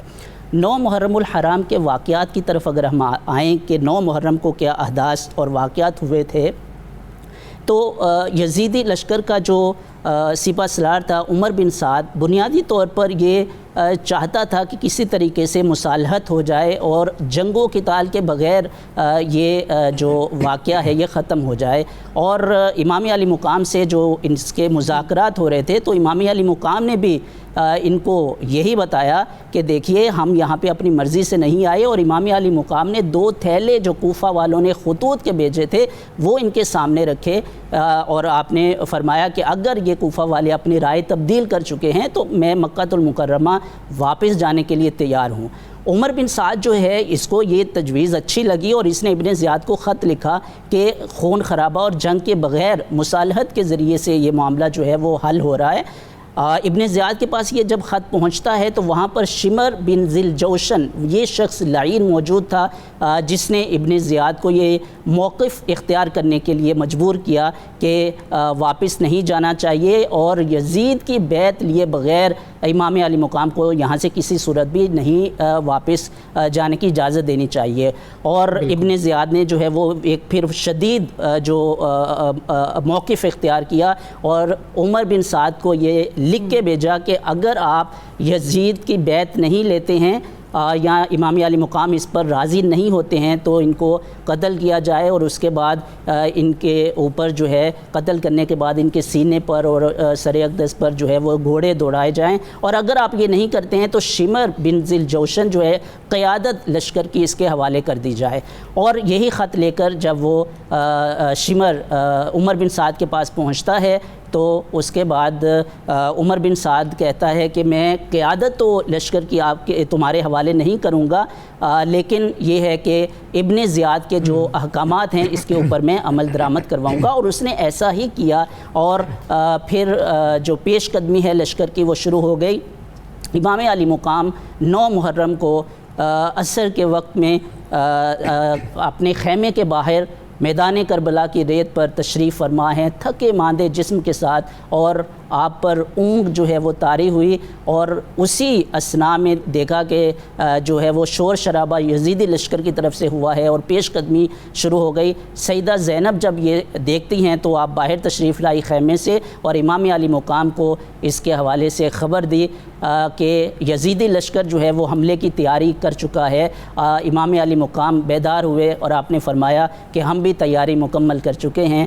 سیدہ زینب مضطرب حالت میں پوچھتی ہیں کہ آپ کیسے تیاری مکمل کر چکے؟ تو امام علی مقام نے فرمایا کہ ابھی خواب میں مجھے نانا کی زیارت ہوئی ہے، اور آپ فرما رہے ہیں کہ آپ عنقریب مجھ سے ملنے والے ہیں۔ اور پھر اس کے بعد امام علی مقام نے سیدنا ابو الفضل العباس کو بلایا، اور آپ نے فرمایا کہ عباس یزیدی لشکر کے پاس جائیے اور آج کی رات کی مہلت ان سے لیجئے۔ سیدنا ابو الفضل عباس ان کے پاس جاتے ہیں، اور امام علی مقام کے لیے وہ 1 رات کی جو مہلت ہے وہ مل جاتی ہے۔ اور اس کے بعد امام علی مقام اپنے تمام رفقا کو جمع کرتے ہیں، اور آپ رات کے اوقات میں آپ حکم دیتے ہیں کہ چراغوں کو بجھا دیا جائے، اور اس کے بعد آپ فرماتے ہیں کہ کل کا جو دن ہے وہ یوم شہادت کا دن ہے اور بڑی کڑی آزمائش کا دن ہے۔ میں آپ کو یہ اجازت دیتا ہوں جتنے بھی لوگ یہاں پہ موجود ہیں کہ اس تاریکی میں جو بھی واپس جانا چاہتا ہے وہ جو جانا چاہتا ہے وہ واپس جا سکتا ہے، اور جس کو بھی اپنے ساتھ لے کے جانا چاہتا ہے وہ لے جائے۔ اور میں وعدہ کرتا ہوں کہ کل قیامت کے دن اپنے نانا کے سامنے آپ کی بے وفائی کا گلہ نہیں کروں گا، بلکہ میں ان کے سامنے یہ اظہار کروں گا کہ یا رسول اللہ میں نے بخوشی ان کو جانے کی اجازت دی اور یہ میرے ساتھ وفادار رہے۔ لیکن قربان جائیں عزیمت کے مسافروں کو آفرین کہ جنہوں نے عارضی زندگی جو تھی اس کو چھوڑ دیا اور اس پر لبیک نہیں کہا، بلکہ امام علی مقام جو حق کے راستے پر تھے ان کے ساتھ رہے اور ان کا ڈٹ کر مقابلہ کیا، اور سب نے یک زبان ہو کر کہا کہ ہم اپنی جانوں کا، اپنے خاندان کا، ہر چیز کی قربانی آپ کے ساتھ دینے کے لیے تیار ہیں، لیکن آپ کو یہاں پر تنہا نہیں چھوڑیں گے۔ اس کے بعد امام علی مقام نے یہی وہ جذبہ، یہی وہ اسپرٹ تھی کہ جب حق کا راستہ ایک متعین ہو گیا نا، سب کو کنفرم یقین تھا کہ امام علی مقام جو ہیں وہ حق کے راستے پر ہیں، اور اسی وجہ سے اس رات دیکھیں جب آپ کو پتہ ہے کہ کل جو ہے وہ قربانی ہونے والی ہے اور شہادتیں ہونے والی ہیں حق کے راستے پر، اور کون ہو سکتا ہے؟ اور کون ہو سکتا ہے؟ بالکل ایگزیکٹلی یہی تو حق کا راستہ کیا، امام علی مقام اور خانواد نبوت خود اٹ سیلف حق ہے، حق کے راستے پر وہی حق ہیں۔ اور پھر امام علی مقام نے شب عاشور کو 3 حصوں میں تقسیم کیا. پہلا حصہ اپنے رفقا کو واعظ و نصیحت کا تھا. دوسرے حصے میں امام علی مقام نے کل کی جو جنگی حکمت عملی تھی اس کو مرتب کیا. اور تیسرے حصے میں اللہ رب العزت کی بارگاہ میں التجائیں اور اس کی عبادت میں وہ جو ہے وہ رات شب عاشور کی گزاری. اور خیام حسینی میں حمد و ثنا اور خدائے بزرگ و برتر تھی. ان کی روحوں کے اندر، ان کے جسموں کے اندر عجیب قسم کا اطمینان کامل تھا اور وہ کل کی قربانی کے لیے تیاری کر رہے تھے. اور اس قربانی کی مقبولیت کے لیے یہی کافی ہے کہ جو آج تک یہ دن ہے یہ یزید کی شکست اور امام علی مقام کی فتح کا اعلان کر رہا ہے. بالکل ایسا ہی ہے. اب یہ جو 3 حصوں میں تقسیم ہوئی یہ رات، میں چاہوں گا کہ مختصراً ہر حصے کا بھی تھوڑا سا احوال اگر ہمارے سامنے پیش کر دیں. کیا نصیحت تھی ان کی اپنے ساتھیوں کو امام حسین کی؟ کیا اسٹریٹجی تھی ان کی اگلے دن کے لیے؟ اور وہ جو ظاہر ہے عبادت، ان کی عبادتوں کا تو کیا ہی کہنا. جی، پہلا جیسے میں نے بتایا کہ پہلا حصہ واعظ و نصیحت کے لیے آپ نے مقرر کیا اور پہلے حصے میں ہی آپ نے ان کو جانے کی بھی جو ہے وہ اجازت دی.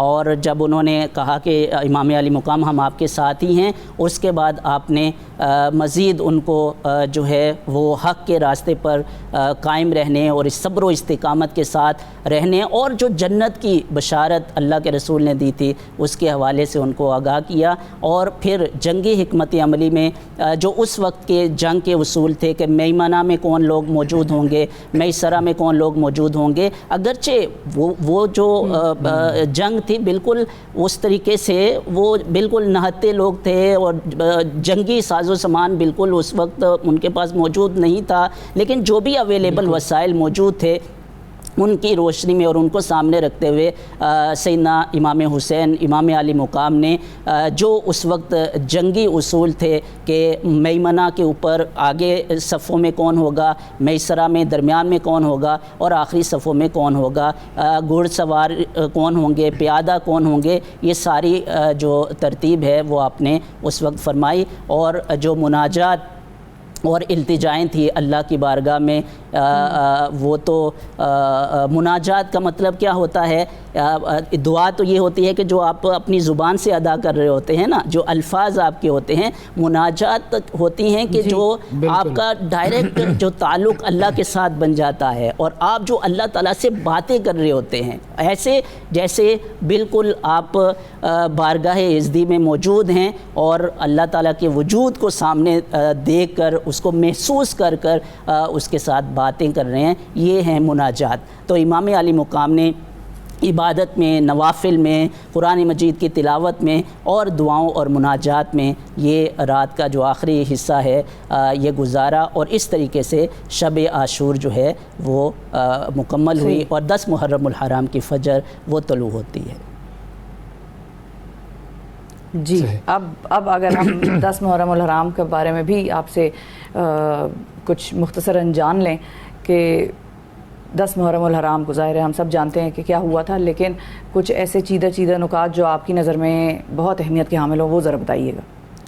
یہ 10 محرم الحرام جو ایک مارکہ ہوا مختصر، کیونکہ ادھر آپ دیکھیے کہ یزیدی لشکر میں ہزاروں کی تعداد میں سپاہی موجود ہیں اور جنگی ساز و سامان کے ساتھ لیس ہیں، اور ادھر جو ہیں وہ 72 افراد اور جنگی ساز و سامان کی بھی کمی. تو وہ ایک جنگ کا جو تصور ہے جیسے 2 گروہوں میں ہوتا ہے وہ تو کوئی موازنہ تھا ہی نہیں حقیقت میں. لیکن اس کے باوجود خانوادہ نبوت کے جو فرزند تھے انہوں نے اتنی جرأت اور بہادری اور شجاعت کے ساتھ جو ہے وہ مارکے میں شامل ہوئے کہ یزیدی فوج کی جو صفیں ہیں وہ اکھڑ گئیں. اور جو پہلا جو ایک طریقہ تھا جنگوں کا مبارزہ میں یہ ہوتا تھا کہ دونوں فریقین سے ایک شخص جو ہے وہ جنگ شروع ہونے سے پہلے مقابلے کے لیے آگے آتا تھا اور وہ کرتا تھا. اور اس میں جو پلڑا باری رہا وہ سیدنا امام علی مقام کے لشکر کا رہا اور یزیدی لشکر جو ہیں وہ مبارزہ میں ہارتے رہے. تو انہوں نے کہا کہ اگر تو یہی رہا تو پھر تو ہمارا ایک کر کے سارا لشکر جو ہے وہ ختم ہو جائے گا. تو اس وجہ سے جو کلیکٹیولی سارا لشکر جو ہے وہ حملہ آور ہوگا، اور اسی طریقے سے انہوں نے حملہ کیا، اور اس کے بعد جیسے میں نے بتایا وہ ہزاروں میں ہیں، اور یہ 100 بھی پورے نہیں ہیں، تو یہ زیادہ دیر تک جنگ جو ہے وہ کنٹینیو نہیں رہی، اور جانثاران حسین جو ہیں وہ ایک ایک کر کے شہید ہوتے رہے۔ اس 10 محرم الحرام کے حوالے سے ایک چیز جو بہت اہم ہے اور جس میں ہمیں اس کے اوپر عمل کرنے کی بھی بہت زیادہ ضرورت ہے، وہ یہ ہے کہ امام علی مقام نے 10 محرم کو اس جو اتنا کٹھن دن تھا اور کڑی آزمائش تھی اور تیروں کی بارش ہے اور تلواریں چل رہی ہیں اور شہید ہو رہے ہیں، اس کے باوجود جب نماز کا ٹائم آتا ہے تو امام علی مقام جو ہے وہ نماز کے لیے ان کو بتاتے ہیں کہ نماز کا ٹائم ہے، عبادت کا ہے، تو اس کو ہم روک کر جو ہے وہ نماز ادا کریں گے۔ تو یہ وہ اہم چیز ہے جو ایک میسیج امت کو دیا ہے، مسلمانوں کو دیا ہے کہ جیسے بھی حالات ہو جائیں نماز کو جو ہے وہ ترک نہیں کرنا ہے اور اس کے اوپر کمپرومائز نہیں کرنا ہے۔ تو کیونکہ نماز جو ہے یہ دین کی بنیاد ہے۔ اللہ کے رسول نے فرمایا بنی الاسلام علی خمس، اسلام کی جو بنیاد ہے وہ 5 ارکان کے اوپر ہے، 5 پلرز ہیں جس کے اوپر اسلام کی جو بلڈنگ ہے وہ کھڑی ہے، اور اس میں ایک اقامت الصلاۃ ہے، نماز قائم کرنا ہے۔ اور امام علی مقام نے اس شدید موقع کے اوپر بھی نماز کو ادا کر کے ایک میسیج بھی امت کو دیا ہے کہ کسی بھی حالت میں نماز کو جو ہے وہ ترک نہیں کرنا ہے۔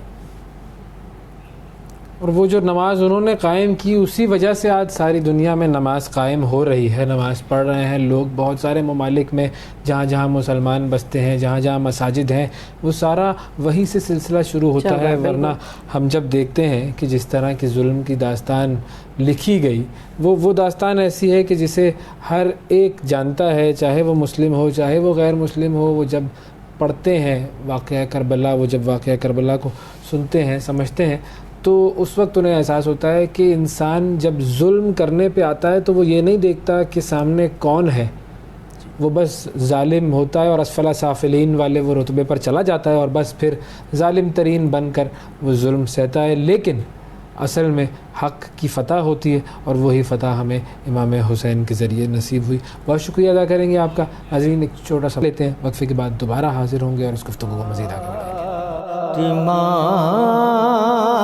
کتھے سارے گلاب ریت پر۔ پروگرام میں آپ کو ایک مرتبہ پھر خوش آمدید کہتے ہیں۔ محرم الحرام کے حوالے سے یہ ہمارا خصوصی پروگرام مفتی اشفاق مدنی صاحب نے ہمیں جوائن کیا ہے۔ السلام علیکم مفتی صاحب۔ وعلیکم السلام ورحمۃ اللہ۔ حضرت بہت شکریہ آپ کا، آپ نے پروگرام کے لیے وقت نکالا۔ محرم الحرام کے حوالے سے گفتگو ظاہر ہے ایک بڑی اہم گفتگو ہوتی ہے، کیونکہ ہمیشہ جب ہم بات کرتے ہیں تو نئے نئے زاویے اور نئی نئی باتیں ایسی ہمارے سامنے آتی ہیں کہ انسان کا ذہن جو ہے وہ کھلتا جاتا ہے۔ بہت کچھ ہے اس واقعے میں ہم سے سیکھنے کے لیے۔ ایک بات جو میں آپ کی طرف لانا چاہوں گا وہ یہ کہ حضور اکرم صلی اللہ علیہ وآلہ وسلم کے وصال کے بعد ظاہر ہے یہ واقعہ تو پیش آیا، لیکن حضور اکرم صلی اللہ علیہ وآلہ وسلم نے اس واقعے کی کچھ نشانیاں، کوئی بات، کچھ اس واقعے کا ذکر وہ کس طرح کرتے تھے اور وہ کیا بتاتے تھے اس سال کے بارے میں یا اس دن کے بارے میں؟ میں چاہوں گا اس پر اگر کچھ روشنی ڈالیں آپ۔ دیکھیں، سب سے پہلے تو یہ بات ہمیں جان لینی چاہیے کہ اہل بیت اطہار کے شہزادے جو محرم الحرام میں جن کو شہید کیا گیا اور انہوں نے بہت ساری تکالیف اٹھائیں، تو وہ انہوں نے اپنے نام کی شہرت کے لیے یہ سارا کام نہیں کیا ہے۔ اگر ہم یہ کہیں کہ ہم ان دنوں میں ان کے نعرے لگا لیں اور ان کے نام کو جو ہے وہ زیادہ سے زیادہ بلند کر لیں، تو یاد رکھیں ان کا نام تو ازل سے اللہ نے بلند فرما دیا ہے۔ جن کو اللہ رب العالمین نے نبی پاک علیہ الصلوۃ والسلام کے ساتھ نسبت دے دی اور جن کو نبی پاک علیہ السلام کا بیٹا اور شہزادہ قرار دے دیا گیا، تو ان کو ہماری تعریفوں کی ضرورت نہیں ہے۔ جہاں تک رسول اللہ صلی اللہ علیہ وسلم نے امام علی مقام کی شہادت کو بیان کیا یا پھر حضرت امام علی مقام امام عرش مقام نے اپنی شہادت کو خود بھی بیان کیا، آپ کی والدہ نے بیان کیا، آپ کے والد نے بیان کیا، تو اس کا جو زاویہ تھا وہ زاویہ بڑا زبردست ہے، جس کو ڈسکس کردہ آج کی محافل، مجالس اور ممبروں پر ضروری ہے۔ اور وہ زاویہ تھا کہ انسان اپنی زندگی کے کسی بھی موڑ پر، کسی بھی لمحے اور کسی بھی مقام پر وہ حق کا دامن نہ چھوڑے، اس کو جتنی مرضی تکلیف اٹھانا پڑے، جتنی مرضی اذیت اٹھانا پڑے، وہ جتنا اللہ کے قریب ہوگا اتنی اس کو مشکلات اٹھانا پڑیں گی۔ یہ حضور علیہ الصلوۃ والسلام نے اپنے شہزادے کی شہادت کو اس اینگل میں بیان کیا۔ اور پھر جو حق والا ہوگا وہ حق کا ساتھ بھی دے گا، اور اس کے ساتھ ساتھ وہ صبر کا دامن بھی نہیں چھوڑے گا۔ بالکل، وتواصوا بالحق وتواصوا بالصبر، بالکل ایسا ہی ہے۔ وہ شکوہ زبان پر وہ صبر کا دامن نہیں چھوڑے گا، صبر اس کے ساتھ رہے گا، اور وہ صبر کے ساتھ رہیں گے۔ تو آج ضرورت ہے، نبی پاک علیہ الصلوۃ والسلام نے اپنے شہزادے کی گردن پر بوسہ دے کے آپ حضور علیہ السلام حضرت امام حسین کی شہادت کو بیان کیا کرتے تھے، آپ کی آنکھیں نم ہو جایا کرتی تھی۔ حضور جان رحمت صلی اللہ علیہ وآلہ وسلم اپنے شہزادے کو سینے سے لگاتے تھے اور ان کی شہادت کو بیان کرتے تھے۔ آپ فرماتے تھے پناہ مانگو اس وقت سے جب یہ حکومتیں لڑکوں کے ہاتھ میں چلی جائیں گی اور پھر وہ ظلم کی آندیاں ڈھائیں گے۔ اور پھر صحابہ اس طریقے سے پناہ مانگا کرتے تھے۔ اور پھر وہ 60 ہجری کا پھر وہ واقعہ ہمارے سامنے ہے کہ جب یزید پلید کے ہاتھ میں حکومت آتی ہے اور پھر وہ شہزادوں کے اوپر اس طرح ظلم کی آندیاں چلاتے ہیں کہ تاریخ میں صدیاں بیت جانے کے بعد بھی آج جب ہم کربلا کو بیان کرتے ہیں تو وہاں گھوڑوں کی ٹاپوں کی آوازیں گویا کہ محسوس ہوتی ہیں، اور بندہ جو ہے وہ اس کا کلیجہ منہ کو آتا ہے، اتنا بڑا ظلم کیا۔ اور حضور علیہ الصلوۃ والسلام نے اس سارے معاملے پر کہا کہ پناہ مانگو۔ اب وہ کیوں کہتے تھے نبی پاک علیہ الصلوۃ والسلام کہ پناہ مانگا کرو؟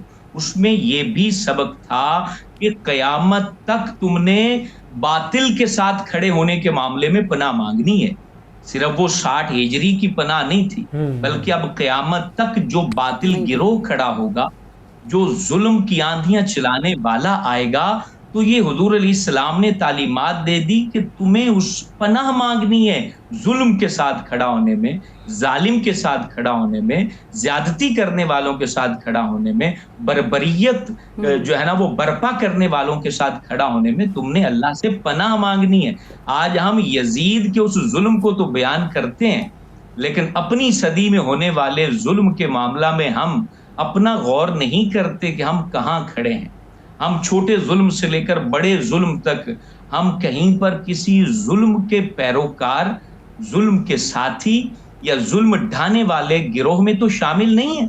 اس چیز پر غور و فکر کرنا یہ دور حاضر کی بہت بڑی ضرورت ہے، اور اس کو ممبروں پر بیان کرنا بہت ضروری ہے۔ حضرت امام حسین نے جو شہادت پیش کی، یا حضور علیہ الصلوۃ والسلام نے جس شہادت کی خبر دی، تو ہمیں پہچان لینا چاہیے کہ وہ کوئی معمولی شہادت نہیں تھی۔ اگر کوئی معمولی واقعہ ہونے والا ہوتا تو حضور علیہ الصلوۃ والسلام اللہ سے کہہ دیتے کہ یا رب اس کو ٹال دے، تو اللہ تعالیٰ تو نبی کی باتیں ماننے والا ہے، تو نبی کریم کی اس بات کو مان لیتا اور اس کو ٹال دیتا۔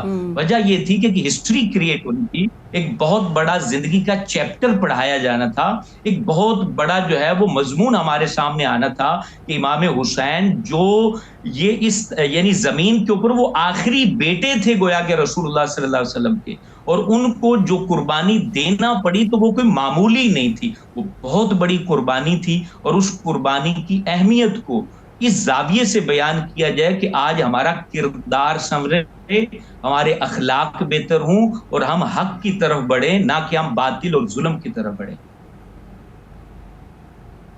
بالکل صحیح۔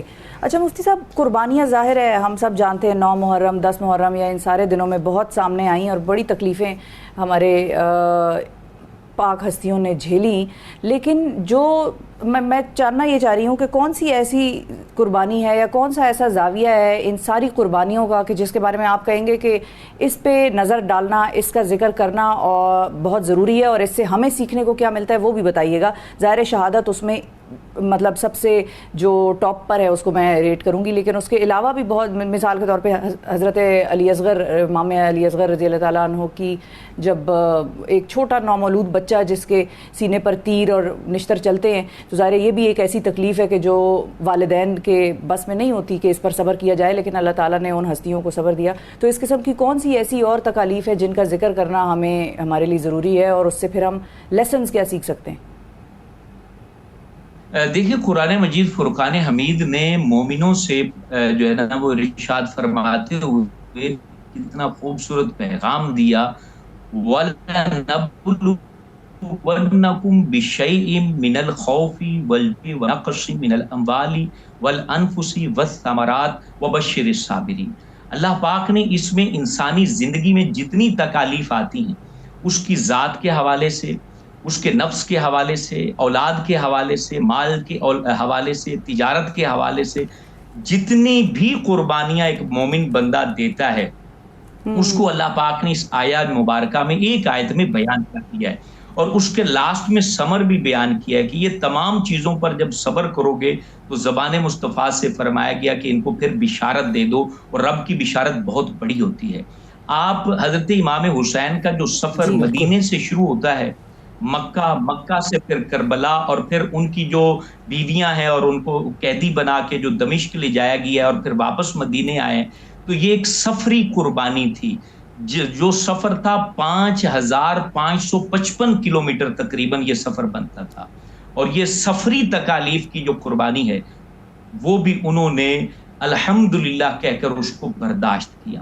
اس کے بعد آگے پیاس کی تکالیف جو ہیں وہ ہمارے سامنے ہیں کہ 2 محرم کو آپ کربلا کے اندر پہنچ گئے تھے، اور آپ نے سب سے پہلے اپنے خیمے نہر فرات کے کنارے پر لگائے تھے، اور یزیدی لشکر نے منت سماجت کی تھی کہ آپ یہاں سے خیمے اٹھا لیں تاکہ ہم پانی کے قریب خیمے لگا لیں۔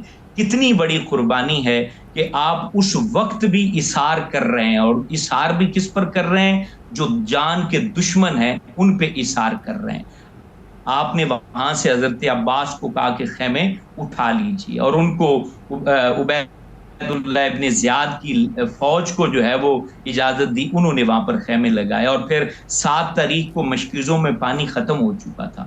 راستے بھر میں آپ نے ہر کے لشکر کو بھی پانی پلایا، اور اپنے جو ہے نا وہ ساتھیوں کو بھی پانی پلایا۔ تو پیاس کی قربانی آپ نے دی، پھر جو ہے نا وہ بھوک کی قربانی آپ نے دی۔ اس کے بعد انسان جو ہے وہ اپنی تکلیف اٹھا لیتا ہے، لیکن جو آپ کی خاطر سفر میں ساتھ آیا ہو اس کی تکلیف جو ہے وہ اٹھانا وہ برداشت سے باہر ہوتا ہے۔ تو آپ نے اپنے دوستوں کی گردنیں اپنی آنکھوں کے سامنے کٹتے دیکھی، پھر آپ نے اپنے بھائی یعنی حضرت علی کی دیگر اولادیں جو تھیں ان کی گردنیں اپنی آنکھوں کے سامنے کٹتے دیکھی، پھر آپ نے اپنے بھائی حضرت حسن کی جو اولادیں ہیں اور پھر اس کے بعد آپ نے اپنی جو خواتین ہیں، اپنی خواتین کو پھر وہ جو سبق دیا، جو درس دیا کہ آپ خود بھی قربان ہونے جا رہے ہیں، اور پھر اپنی خواتین کو کہا کہ آپ نے اب حق کا جو پرچم بلند کرنا ہے وہ آپ کے ذمے ہے، اور پھر ان خواتین نے، آپ کی بیٹی ہے، انہوں نے وہ کمال کارنامہ سر انجام دیا کہ آج اگر ہماری خواتین اس کو پڑھیں تو ان کو جو کمزور سمجھا جاتا ہے یہ کمزور محسوس نہ کریں اپنے اندر، کیونکہ وہ خواتین تھیں، انہوں نے اتنے جگرے کے ساتھ پھر آگے حق کے پرچم کو بلند کیا، اپنے بھائیوں کی قربانی دے کے، شوہر کی قربانی دے کے، ننھے بچوں کی قربانی دے کے، ان کے پیروں میں لغزش نہیں آئی۔ یہ بڑی بات ہے، وہ جو ہے نا وہ کسی طریقے سے وہ پیچھے نہیں ہٹے۔ اگر حضرت امام حسین نے بیعت نہیں کی تو پھر وہاں آپ کی بیٹی نے بھی بیعت نہیں کی، آپ کی بہن نے بھی بیعت نہیں کی، آپ کی بیوی نے بھی بیعت نہیں کی۔ انہوں نے بتا دیا کہ جو خاتون ہوتی ہے جب وہ حق کو سمجھ جاتی ہے تو پھر زمانے بھر کی طاقتیں اس کو حق سے نہیں ہٹا سکتی، اور پھر وہ دمشق میں یزید کے دربار میں حضرت بی بی زینب نے اتنی ساری قربانیاں اٹھانے کے بعد جو وہاں خطبات دیے ہیں جس سے یزید کا دل دہل گیا تھا، وہ تاریخ میں سنہری حروف سے لکھا جا رہا ہے اور لکھا جائے گا، اور قیامت تک لوگ اس کا درس دیں گے۔ تو ہمیں یہ بات جاننی چاہیے کہ اتنی بڑی مصائب، یعنی مصائب کے پہاڑ، بلکہ ان کا ایک ذرہ بھی آج پہاڑوں پہ ڈال دیا جائے تو وہ پہاڑ ریزہ ریزہ ہو جائیں، اور ان کے سینے اتنے مضبوط تھے کہ انہوں نے ان مصیبتوں کو جھیلا، اور آج ان مصیبتوں کا سبق دینا، درس دینا ہمارے ذمے ہے، تاکہ ہمیں پتہ چلے کہ یہ آج جو حق ہمارے پاس ہے، آج جو سکون ہمیں ملا ہوا ہے، یہ انہی مصیبتوں پر صبر کا نتیجہ ہے جو آج انہی محبوب ہستیوں کی بدولت ہے۔ بالکل ایسا ہی ہے۔ بہت خوبصورت بات مفتی صاحب آپ نے کی کہ ایسی کوئی تکلیف نہیں ہے جو ہم امیجن کر سکیں، جو ہم سوچ سکیں، تصور میں لا سکیں اور وہ ان پر نہ گزری ہو، اور اللہ تعالیٰ انہی کے صدقے ہماری بھی رہنمائی بھی فرمائے، اس واقعے کے صدقے ہماری رہنمائی اور بخشش بھی فرمائے، اور ہمیں یہ توفیق عطا فرمائے کہ ہم اس قربانی کو یاد رکھیں اور ہم اپنی آنے والی نسلوں کی بھی کچھ رہنمائی اس واقعے کو دہرا کر، اس واقعے کو ان تک پہنچا کر سکیں۔ ایک وقفہ لیتے ہیں جی، وقفے کے بعد دوبارہ حاضر ہوں گے، ہمارے ساتھ رہیے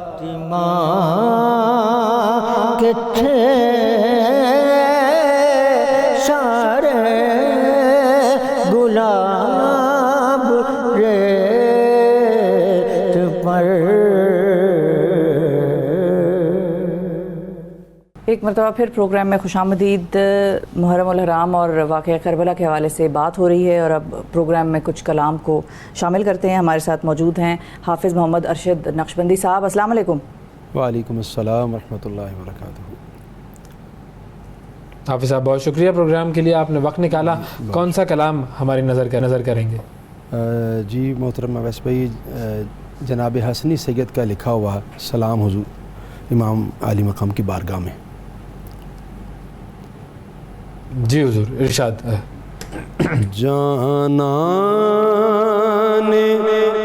شاہ والا، جانان شاہ والا، سلطان کربلا ہے زہرا، زہرا کا گود پالا، سلطان کربلا ہے زہرا کا گود پالا، سلطان کربلا ہے۔ سر کٹ گیا ہے لیکن لب پر تلاوتیں ہیں، سر کٹ گیا ہے لیکن لب پر تلاوتیں ہیں، نیزے پہ سر ہے جس کا، سلطان کربلا ہے، نیزے پہ سر ہے جس کا، سلطان کربلا ہے۔ راہ خدا میں جس نے قربان کر کے سب کچھ، راہ خدا میں جس نے قربان کر کے سب کچھ، دی کر دیا ہے زندہ، دی کر دیا ہے زندہ، سلطان کربلا ہے۔ گٹھڑی میں کر کے یکجا قاسم کے تن کے ٹکڑے، گٹھڑی میں کر کے یکجا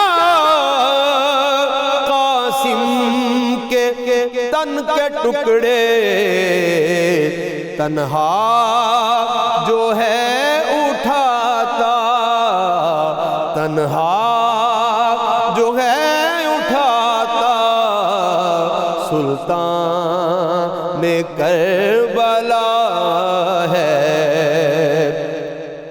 محشر میں مجھ کو قرب مولا نصیب ہوگا، محشر میں مجھ کو قرب مولا نصیب ہوگا، کیونکہ میرا حوالہ سلطان کربلا ہے، کیونکہ میرا حوالہ سلطان کربلا ہے۔ اور باطل کے سامنے بھی جو ڈٹ گیا تھا حسنی، باطل کے سامنے بھی جو ڈٹ گیا تھا حسنی، وہ شاہ کا نواسا، وہ شاہ کا نواسا سلطان کربلا ہے، وہ شاہ کا نواسا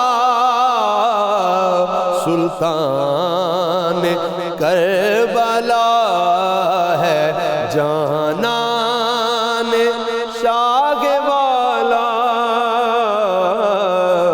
سلطان کربلا ہے، زہرا کا گود پالا سلطان کربلا ہے۔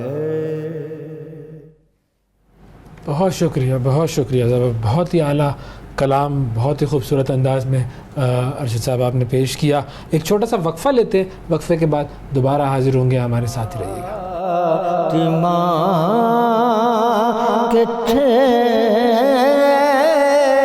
سارے گلاب ریت پر۔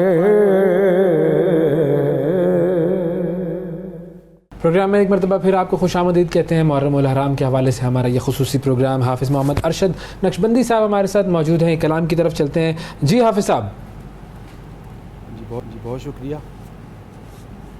بارگاہ امام عالی مقام میں جناب سلام پیش دوسرا کرتے کلام ہم آپ سے سننا چاہیں گے، بتائیے کون سا کلام ہماری سماعتوں کی نظر کریں گے؟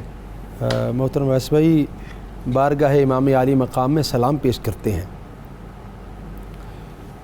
جی جی جی ضرور ضرور ضرور، آغاز ہو۔ سلطان کربلا کو ہمارا سلام ہو،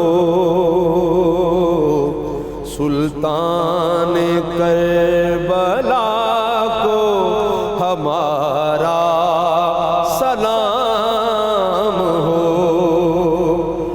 سلطان کربلا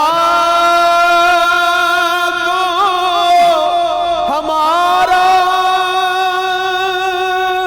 سلام ہو، ہمارا سلام ہو، جانان مصطفیٰ کو ہمارا سلام ہو، مصطفیٰ کو ہمارا سلام ہو، عباس نامدار گئے زخموں سے چور چور،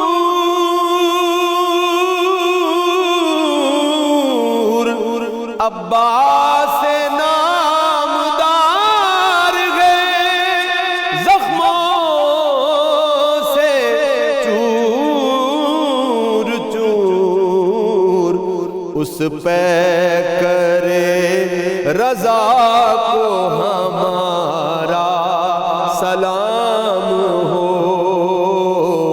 اس پہ کرے رضا کو ہمارا سلام ہو۔ اکبر سے نوجوان بھی رن میں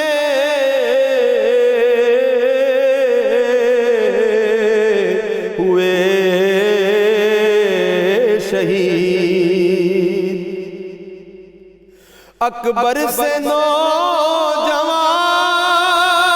بھی رن میں ہوئے شہید، رن میں ہوئے شہید۔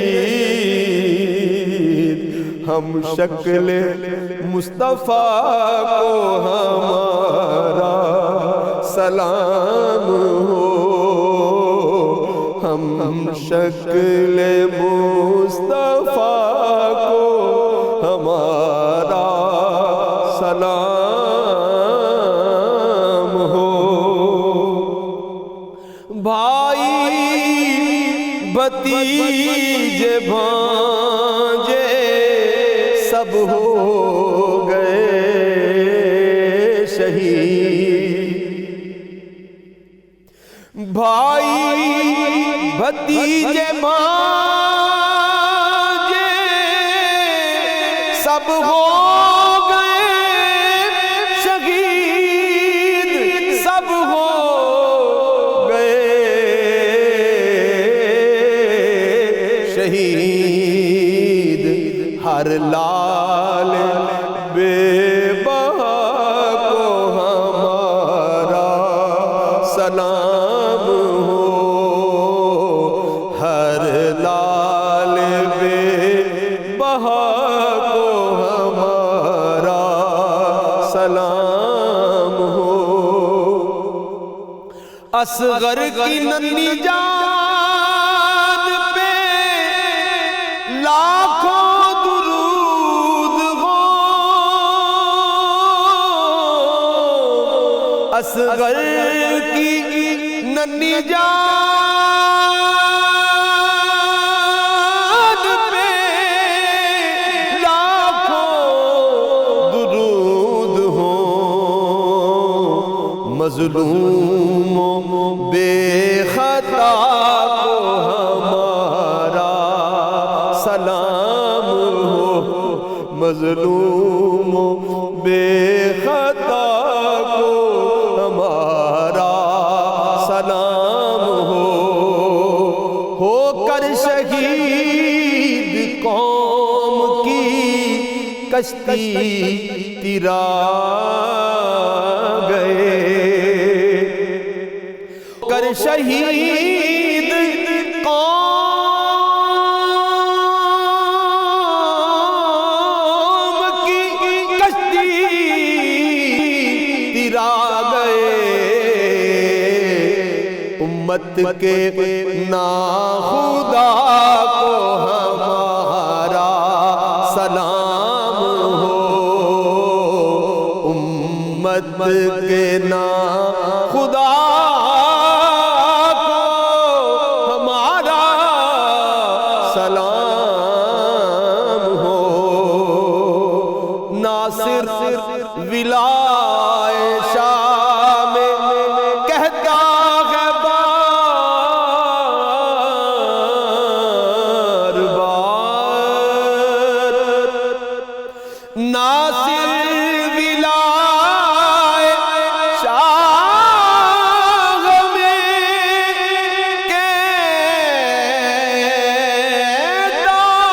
ہے بار بار، کہتا ہے بار بار کہ مہمان کربلا کو ہمارا سلام ہو،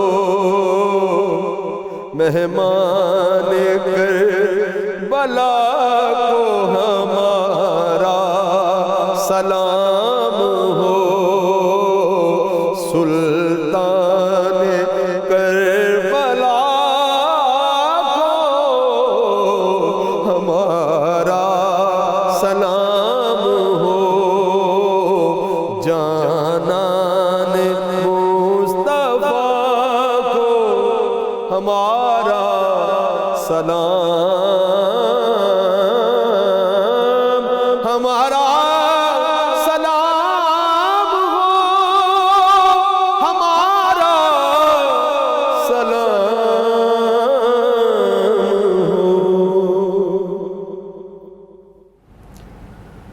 سبحان اللہ. سلطان کربلا کو ہمارا سلام ہو، جانان مصطفیٰ کو ہمارا سلام ہو، اور یہ سلام یقیناً رہتی دنیا تک رہے گا. بہت شکریہ ادا کریں گے حافظ محمد ارشد نقشبندی صاحب موجود تھے. ناظرین، اور آج کے اس پروگرام کا اختتام ہم اسی دعا کے ساتھ کریں گے کہ یہ جو حق و باطل کا معرکہ ہے، اس میں ہمیشہ ہمیں حق کے ساتھ کھڑا ہونے کی توفیق عطا فرمائے اللہ تعالیٰ.